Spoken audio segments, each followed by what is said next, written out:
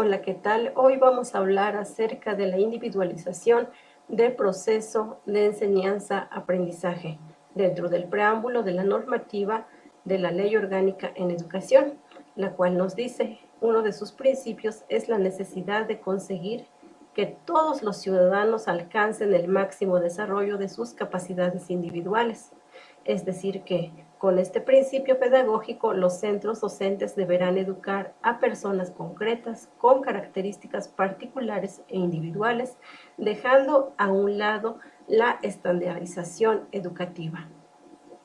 Y es que la realidad impone que para que los alumnos se motiven y sean receptivos, las escuelas deben personalizar el proceso educativo, haciendo énfasis no solo en su desarrollo intelectual, sino también en su crecimiento personal.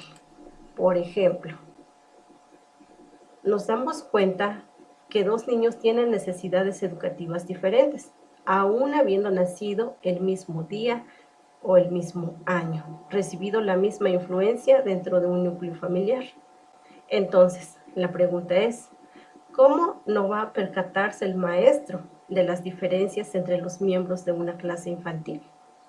Aquí la cuestión es que no se trata de ser iguales, sino que precisamente lo que nos distingue como seres humanos es la diferencia, y lo maravilloso es que no hay dos rostros iguales, y aún siendo gemelos, desarrollan personalidades distintas, y la fortuna de ser cada uno de nosotros único e irrepetible. Y es ahí donde está el reto desafiante de descubrir la propia vocación y poder llegar a ser uno mismo. Por lo tanto, es obvio la diversidad que existe dentro de las aulas en cuanto a motivación. Es la que nos impulsa, ¿verdad? Es la que mueve a la persona, ya sea mediante factores internos o factores externos. Tenemos diferentes destrezas cognitivas: atención, comprensión, elaboración de respuesta, memorización. También tenemos diferentes estrategias de aprendizaje. Algunos aprenden mediante resumen, contestando preguntas, asociando palabras, leyendo un texto varias veces, con palabras clave, subrayando, etcétera, etcétera. También existe una diferencia en cuanto al nivel de conocimientos, aún siendo niños o adolescentes de la misma edad, porque esto va de acuerdo a la experiencia y práctica de lo visto en el aula. También influye mucho las expectativas, esos resultados y esas metas que el alumno quiere alcanzar. Entonces, todas estas diferencias inciden sobre los procesos y resultados de aprendizaje que se llevan a cabo en los centros educativos.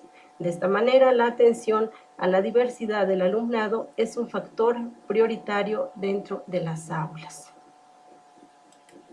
En este sentido, es fundamental el estudio de las diferencias individuales para que podamos ofrecer inclusión, equidad y poder crear igualdad de oportunidades.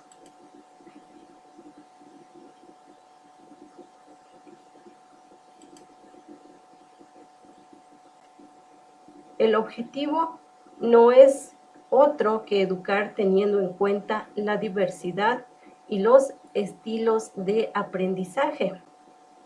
Según autores, los siguientes son los tres más grandes sistemas. El auditivo, por ejemplo, aprende recordando una explicación oral, se puede concentrar escuchando música. El visual, relacionando ideas con imágenes y conceptos, por ejemplo, mediante el uso de mapas mentales o conceptuales. Y el kinestésico, su aprendizaje es relacionado a sensaciones y movimientos mediante experimentos, o sea, mediante la práctica. El reto del aprendizaje individualizado es reconocer que cada estudiante plantea de modo singular su conocimiento mediante una actitud para aprender a aprender. Ahora bien, esta es una de las 8 competencias básicas en la educación que implica disponer de habilidades para ser autónomo y de acuerdo a los propios objetivos y necesidades.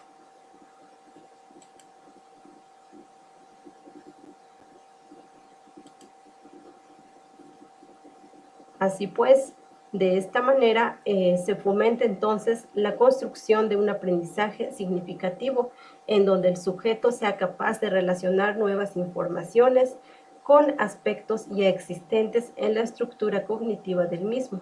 Así pues, el profesor tiene un papel de orientador, facilitador y mediador. Algo muy importante es individualizar la enseñanza. Esto no significa dejar a un lado los procesos de socialización, todo lo contrario, es un proceso colectivo. El docente es el que propone escenarios que impliquen al alumnado tanto de forma individual como colectiva dentro y fuera del aula.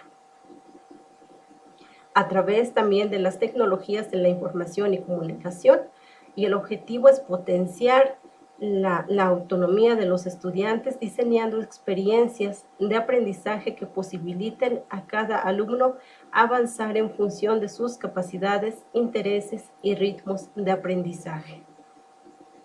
Muchas gracias por su atención.